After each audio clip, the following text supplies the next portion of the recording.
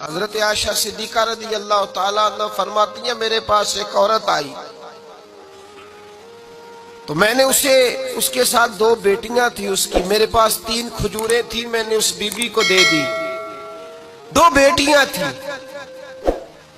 اس عورت نے کیا کیا، میں دیکھ رہی تھی، ماں تھی نا اور بیٹیوں کی ماں تھی، اس نے پہلے ایک کھجور دونوں بیٹیوں کے منہ میں ڈالی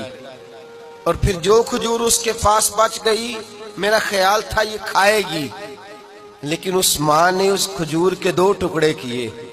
اور وہ بھی اپنی بیٹیوں کے منہ میں ڈالے۔ حضرت عائشہ صدیقہ فرماتی ہیں اس کا عمل اتنا حسین تھا، اس بی بی کے اس عمل کے اندر اتنا حسن تھا کہ میری آنکھوں میں بھی وہ بات رہ گئی، دل میں بھی رہ گئی، روح میں بھی سما گئی۔ اس کے حسن اور تاثیر کو میں بھلا نہ سکی،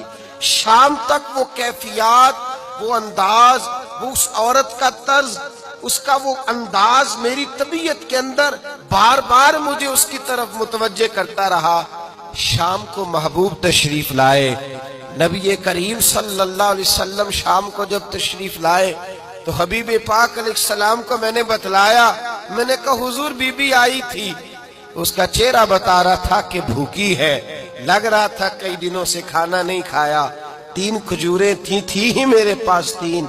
2 بیٹیوں کو دے دی، وہ کھا سکتی تھی، لیکن یا رسول اللہ صلی اللہ علیہ وسلم اس نے کھائی نہیں، وہ بھی کھجور 2 ٹکڑے کر کے بیٹیوں میں بانٹ دی ہے۔ حضرت عائشہ کہتی ہے دیر تک حضور میری بات کو سنتے رہے، دیر تک میری طرف دیکھتے رہے، اس تصور کو، بیٹی کے پیار کے اس ذائقے دیر تک محبوب محسوس کرتے رہے، اور پھر فرمایا عائشہ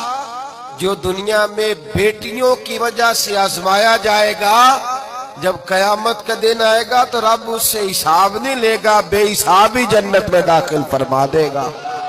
اللہ پھر اس سے حساب نہیں لے گا جو بیٹی کے سبب سے آزمایا جائے۔ یعنی حضور نے باپ کو کہا کہ بیٹی کو مصیبت نہ سمجھنا، اگر کبھی اس کے میکے سے جھگڑے کا پیغام بھی آ جائے، اگر کبھی دوبارہ تجھے اس کی طرف پلٹ کر جانا بھی پڑے،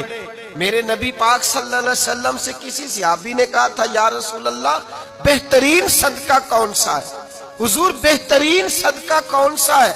وہ میرا مال جو اللہ کے راستے میں خیرات کروں تو رب مجھے زیادہ اجر عطا کرے، وہ کون سا ہے؟ تو میرے نبی پاک نے فرمایا اگر تیری بیٹی واپس لوٹ آئی، طلاق کی وجہ سے یا بیوہ ہو کر واپس آ گئی اور تجھے اس لوٹنے والی بیٹی پر کچھ خرچ کرنا پڑا، تو تیرے رسول کا وعدہ یہ ہے کہ اللہ تجھے اس روپے پر سب سے زیادہ اجر عطا فرمائے گا، اس پیسے پر اللہ تجھے سب سے زیادہ۔ انہیں بوجھ نہ جاننا، ان کی آزمائشوں پہ پریشان نہ ہونا۔ گھر کبھی بیٹی کا پیغام آ جائے کہ اس کو پھر سے یہ تکلیف ہوئی ہے، باپ سمجھنے لگا تھا کہ میں تو فارغ ہو گیا، نکاح کر کے میں فارغ ہو گیا، پھر اگر کبھی اسے پیغام آئے تو میرے مصطفیٰ کریم نے فرمایا وہ پریشان نہ ہو، وہ دکھی نہ ہو، بلکہ جو بیٹی کی وجہ سے آزمایا جائے گا اس سے تو حساب ہی نہیں لیا جائے گا، اللہ بغیر حساب ہی جنت عطا فرما دے گا۔ اتنا بڑا مقام، اتنی بڑی عظمت اور فضیلت اللہ کے رسول نے بیٹیوں کے ماں باپ کو عطا فرمائی۔